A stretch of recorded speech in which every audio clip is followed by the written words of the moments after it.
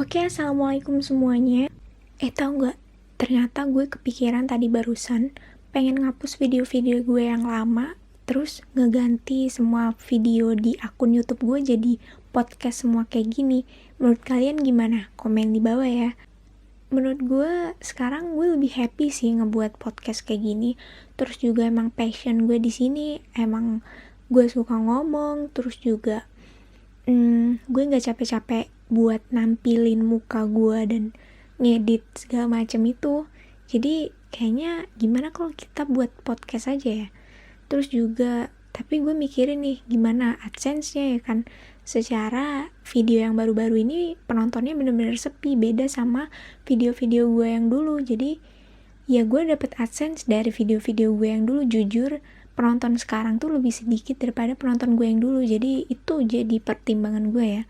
Oke, semuanya tergantung mood, kita lihat aja nanti ke depannya gimana. Hari ini tuh sebenarnya gue mau ngomongin sakit hati karena semua orang ya mungkin at least semuanya pernah ngerasain yang namanya sakit hati, gak terkecuali lo dari keluarga mana, lo anaknya siapa, lo punya privilege yang kayak gimana.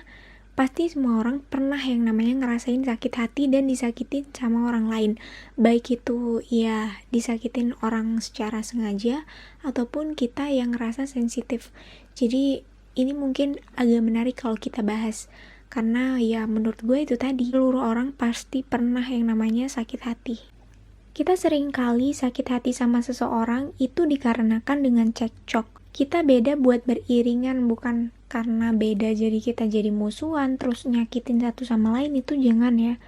Terus seandainya nih kalau misalnya ada seseorang yang mungkin gak sepenuhnya menuhin ekspektasi kita, gak sebaik apa yang kita kira, kita jangan hancur-hancur banget. Besok-besok biar gak sakit hati banget, makanya jangan terlalu berekspektasi gede sama orang lain. Jadi ya yang standar-standar aja lah. Jangan terlalu karena kita suka sama seseorang atau mengharapkan sesuatu yang lebih, jadi kita berekspektasi yang tinggi sama orang tersebut, padahal itu gak baik. Dan orang itu mungkin gak berubah, cuman ekspektasi kamu aja yang tinggi sehingga kamu kecewa. Terus biar gak sakit hati banget, kalian cobalah untuk ngebahagiain diri kalian sendiri biar gak mudah hancur. Apalagi kalian tuh sosok orang yang termasuk sensitif, jadi kalian harus membahagiakan diri kalian sendiri, itu adalah tugas kalian. Dan jangan pernah menggantungkan kebahagiaan kalian sama orang lain, karena di saat kalian udah disakiti sama seseorang tapi kalian bisa nyiptain kebahagiaan di diri kalian, kalian akan lebih cepat pulihnya, percaya deh. Tentunya itu gak mudah ya, tantangan buat menuju bahagia itu gak bisa datang gitu aja, jadi kita harus nimbulin dan kita harus belajar menggali apa sih sebenarnya yang buat gue seneng, apa sih sebenarnya yang buat gue bahagia, dan naikin mood biar gak mood swing lagi. Terus juga inilah yang harus kita lewatin, fase-fase inilah yang harus kita lalui, kayak sedih, galau tingkat dewa, terus juga ngerasain gimana rasanya patah hati karena seseorang. Mungkin itu bisa bakalan terjadi, dan makanya kita harus tetap siap siaga buat ngehadepin itu semua biar kita gak terbunuh karakternya gitu loh. Jadi ya kita harus bisa memutuskan apa sih sebenarnya yang harus kita lakukan dengan tindakan yang benar, dan juga gak bergantung sama orang lain. Tenggang rasa dan memaafkan sama seseorang itu benar-benar indah.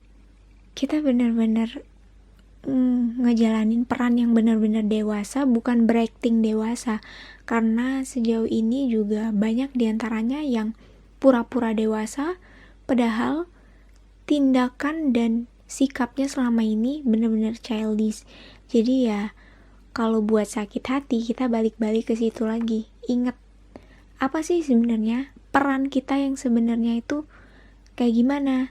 Apakah kita ini udah di ranah yang benar, atau malah kita memang bukan orang lain yang nyakiti kita, tapi memang kitanya aja yang harus introspeksi diri, atau kita memang benar-benar kurang produktivitas yang kita kerjain emang gak semaksimal apa yang orang mau.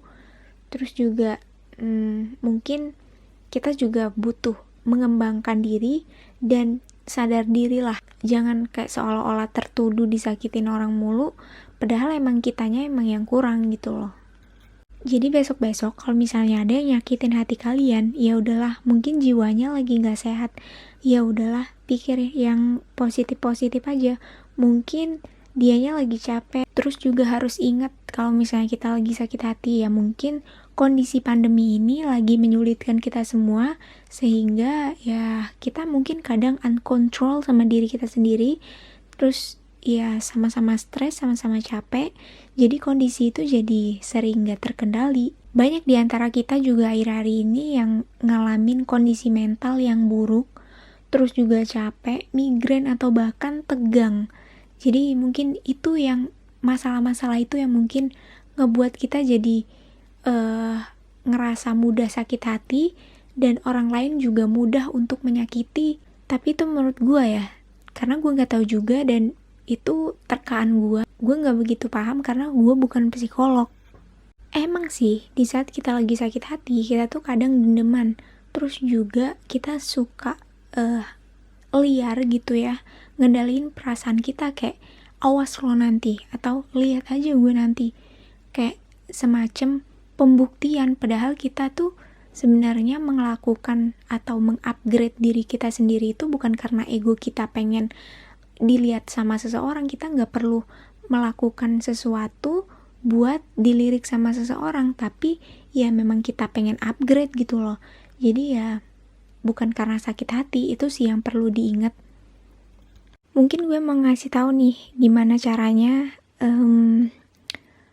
ngadepin diri yang lagi sakit hati. Mungkin yang pertama, ingat aja sama tujuan, karena segila-gilanya kita, kalau ingat sama tujuan, udah pasti semangat lagi.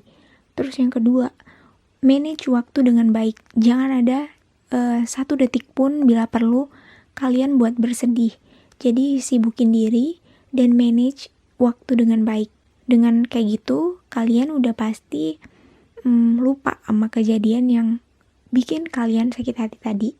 Yang ketiga, mulailah bangun mimpi-mimpi kalian yang baru, sehingga kalian menjadi orang yang lebih hebat lagi dan tidak mudah untuk disakiti. Ya, baku banget bahasa gue. Pokoknya kayak gitulah ya intinya. Dan yang keempat, evaluasi.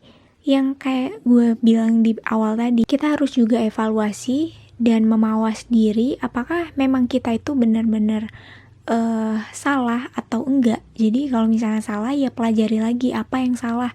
Jangan keburu sakit hati duluan. Jadi ya evaluasi lagi diri kita, karena yang tahu diri kita tuh kita sendiri ya.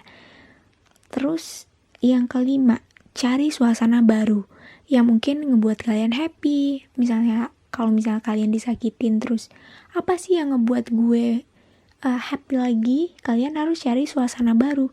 Dan yang keenam, itu harus bersyukur. Bersyukur karena ada yang nyakitin hati kalian. Terus juga bersyukur karena masih bisa dikasih sakit hati atau direndahin kayak gitu, biar kita lebih ngerasa gak sombong. Jadi oh kayaknya kita masih kurang terus ya, kayaknya gue mesti kayak gini.